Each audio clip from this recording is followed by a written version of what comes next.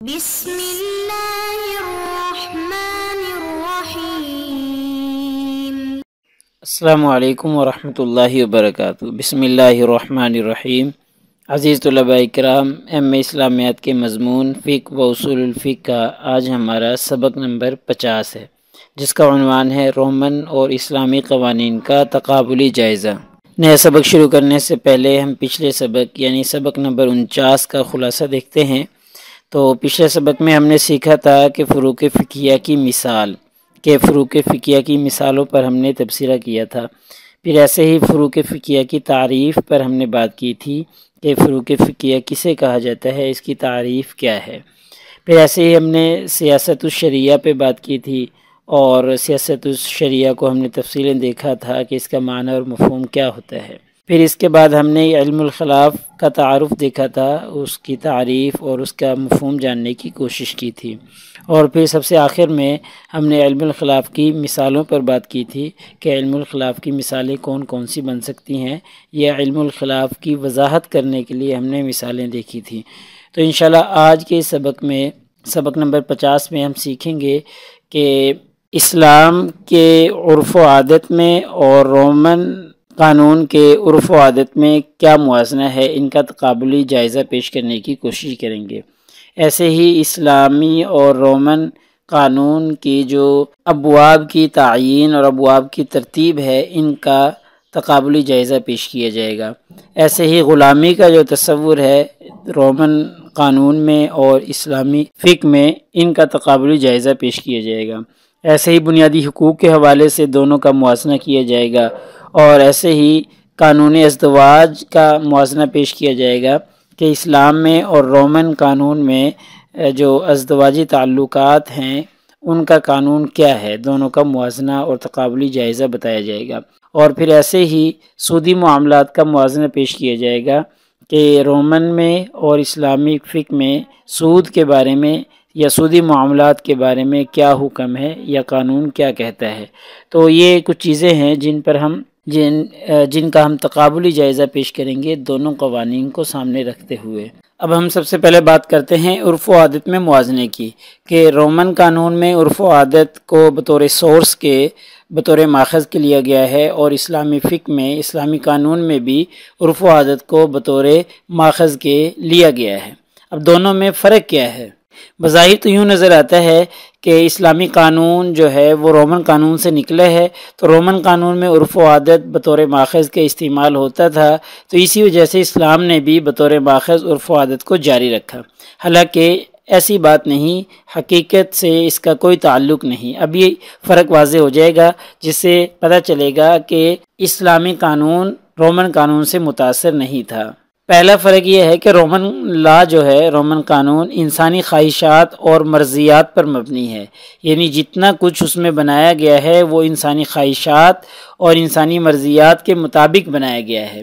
جبکہ اسلامی فقہ، اسلامی قانون کو ہم دیکھتے ہیں تو قرآن مجید سرچشمہ قانون ہے، یعنی جتنے بھی قوانین ہیں وہ سارے کے سارے قرآن مجید سے نکلتے ہیں۔ قرآن مجید ان کی تصدیق کرتا ہے تو پھر جا کر وہ قانون بنتا ہے، اس کے علاوہ وہ قانون نہیں بن سکتا۔ ایک اور فرق یہ ہے کہ رسم و رواج بعض اوقات موضوعہ قوانین پر فائق ہو جاتے ہیں۔ رومن قانون میں جو قوانین چل رہے ہوتے ہیں، رسم و رواج ان سے فائق ہو جاتا ہے، ان کے اوپر حاوی ہو جاتا ہے۔ لیکن اسلامی فقہ میں رسم و رواج ماخذ کے طور پر استعمال تو ہوتا ہے، لیکن قرآن مجید کے تابع رہتا ہے۔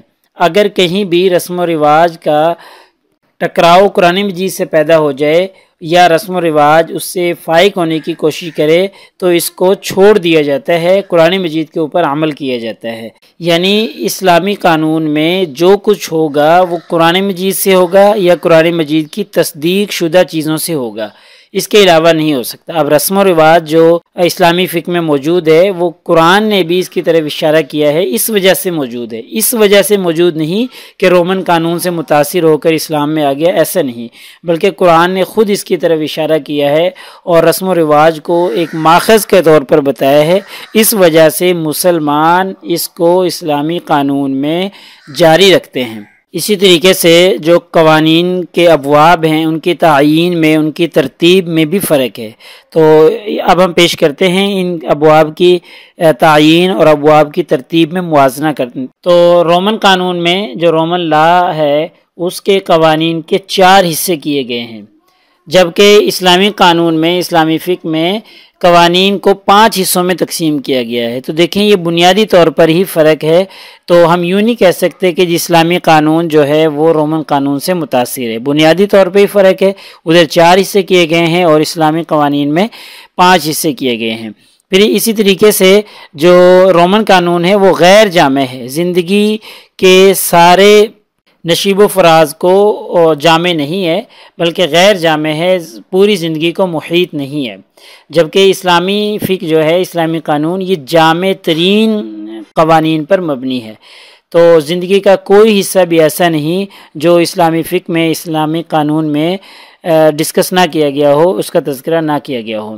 تو ایسے ہی جو رومن قانون ہے اس کا پہلا حصہ رومی نسل کے شہریوں کے لیے ہے، یعنی اس میں جتنے بھی قوانین ہیں تو ان سب کا تعلق رومی نسل کے شہریوں سے ہے، جبکہ جو اسلامی فقہ میں پہلی قسم ہے وہ ہے عبادات، جو اللہ اور بندے کے تعلق پر مبنی ہے، یعنی عبادات میں انسان کا اور اللہ کا تعلق جو ہوتا ہے وہ ڈسکس کیا گیا ہے، اس کو ذکر کیا گیا ہے۔ ایسے ہی رومن قانون میں جو قانون کا دوسرا حصہ ہے وہ قانون اقوام سے ہے، یعنی بین الاقوامی قوانین سے متعلق ہے، جبکہ اسلامی فقہ میں جو دوسری قسم ہے وہ مناکحات یعنی شخصی زندگی سے متعلق ہے، جیسے طلاق، نکاح، نسب وغیرہ، اس طرح کی چیزوں سے متعلق ہے۔ تو اس میں بھی دیکھیں قوانین کے ابواب میں قوانین کی جو تعیین ہے، ترتیب ہے، اس میں ہی فرق ہے۔ تو پھر ہم یوں نہیں کہہ سکتے کہ جی اسلامی قانون رومن قانون سے متاثر ہے۔ ایسے ہی ہم بات کرتے ہیں اب تصور غلامی کے بارے میں، کہ جو رومن قانون میں تصور غلامی کیا تھا، اسلامی قانون میں تصور غلامی کیا ہے۔ تو سب سے پہلے ہم اسلام میں تصور غلامی دیکھتے ہیں۔ تو اسلام میں تصور غلامی صرف اتنا ہے، اور وہ بھی شروع میں تھا، اب وہ ختم ہو چکے ہیں۔ وہ یہ ہے کہ پیدائشی طور پر کوئی غلام ہو تو ٹھیک ہے، اس کو غلام سمجھا جائے گا۔ ایسے ہی جنگ میں اگر کسی کو قید کر لیا جائے تو اس کو بھی غلام سمجھا جائے گا۔ اور یہاں پر میں یہ عرض کر دوں کہ جو یہ جنگ کے قیدیوں کو غلام بنایا جاتا تھا اسلام میں، وہ رومی قانون سے متاثر ہو کر نہیں، بلکہ اس وقت اقوام عالم کا نظام جنگ ہی اس طرح کا تھا۔ پوری دنیا کے اندر جو بھی جنگ ہوتی تھی اس کا نظام ہی یہ تھا کہ قیدیوں کو غلام بنایا جاتا تھا۔ تو اسلام نے بھی اسی کو بعض اصطلاحات کے ساتھ جاری رکھا، لیکن پھر آہستہ آہستہ اسلام نے اس کو ختم کر دیا۔ مختلف کفارات میں، مختلف جرائم میں غلاموں کو آزاد کرنے کی ترغیب دی گئی۔ تو اس طریقے سے آہستہ آہستہ اسلام نے، اسلامی فقہ نے انسانیت کو آزاد بنا دیا۔ اس کے برعکس اگر ہم رومی تصور غلامی کو دیکھیں تو اس میں جنگ کے علاوہ 7 اسباب غلامی اور بھی ہیں۔ تو آپ اسے اندازہ لگا سکتے ہیں کہ اسلام میں تو صرف 1 یا 2 ہیں، وہ بھی اب ختم ہو چکے ہیں، لیکن رومی قانون کے اندر جنگ کے علاوہ یعنی جنگی قیدیوں کے علاوہ 7 اسباب غلامی اور بھی ہیں۔ مثلا یہ ہے کہ کوئی شخص سازشی طور پر اپنے آپ کو غلام ظاہر کر کے فروخت کر دے تو وہ بھی غلام تسلیم کیا جائے گا۔ ایسے ہی آزاد شدہ غلام پہلے آقا سے احسان فراموشی کا سلوک کرے تو اسے بھی غلام تصور کیا جائے گا۔ ایسے ہی اگر کوئی شخص مردم شماری یا فوجی خدمت سے گریز کرے تو اسے بھی غلام بنا لیا جائے گا۔ ایسے ہی ایک سبب غلامی رومی قانون میں یہ ہے کہ اگر کوئی مقروض ہو اور قرض ادا نہ کرے تو اس کو بھی غلام بنا لیا جائے گا۔ ایسے ہی چور چوری کرتا ہوا پکڑا جائے تو اس کو بھی غلام بنا لیا جائے گا۔ آزاد عورت کسی غلام سے اس کے آقا کی رضامندی کے بغیر مباشرت کرے تو اس کو بھی غلام تصور کیا جائے گا۔ تو دیکھیں یہ اسلام کے تصور غلامی اور رومی قانون کے تصور غلامی میں زمین آسمان کا فرق ہے۔ ایسے ہی رومی قانون اور اسلامی قانون میں جو بنیادی انسان کے حقوق ہوتے ہیں ان میں بھی فرق ہے۔ اسلام نے شہری کو بنیادی حقوق میں نسل اور خاندان کی کوئی تفریق نہیں رکھی، یعنی کوئی بھی شہری ہے اس کو جو بنیادی حقوق ہیں وہ سارے کے سارے ملیں گے، یعنی نسل اور خاندان کی کوئی تفریق نہیں ہے۔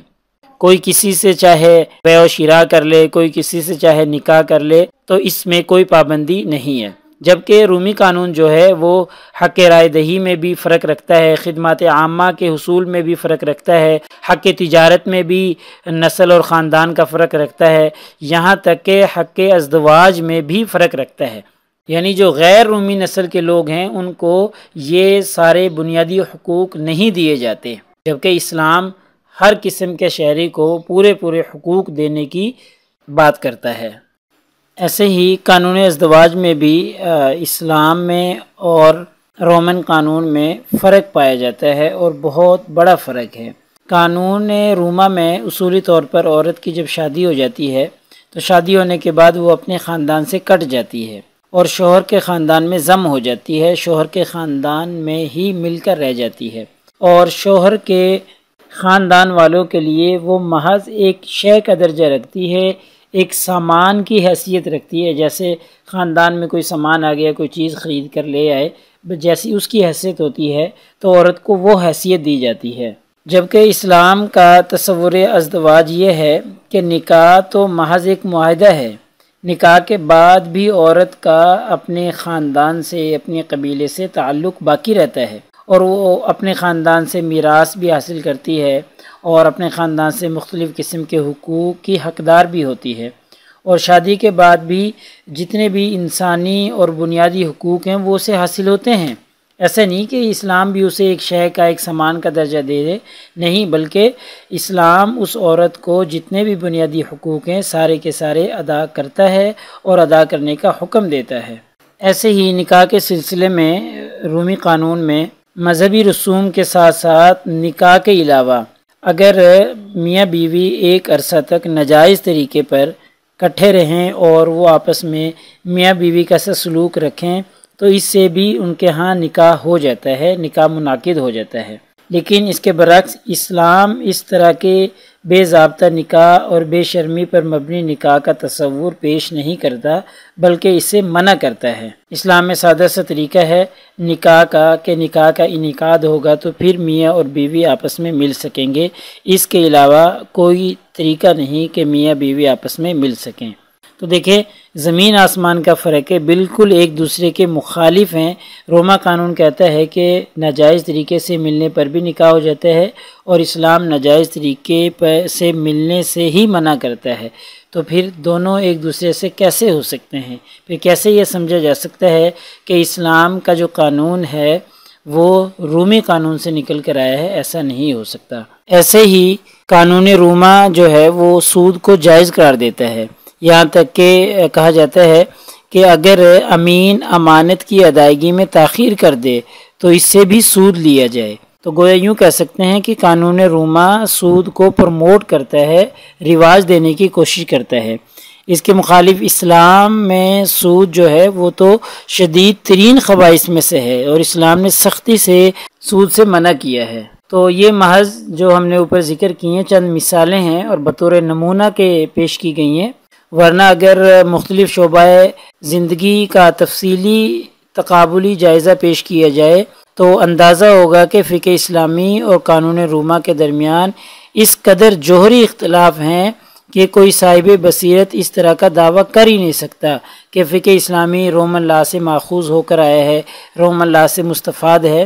تو ایسا صاحب بصیرت کوئی بھی دعویٰ نہیں کر سکتا۔ تو یہ چند مثالوں سے بھی ہمیں یہ بات واضح ہو گئی ہے۔ لہٰذا ہمارے آج کے سبق کا خلاصہ یہ بنا کہ آج کے سبق میں ہم نے رومن قانون اور اسلامی قانون میں عرف و عادت کا موازنہ کیا، ایسے ہی ابواب قانون کی تعیین اور ترتیب میں دونوں کا موازنہ پیش کیا، ایسے ہی تصور غلامی میں اسلام اور رومن قانون کا تقابلی جائزہ لیا، بنیادی حقوق کا موازنہ کیا، قانون ازدواج کا موازنہ کیا، ایسے ہی سودی معاملات کا آپس میں دونوں کا موازنہ کیا۔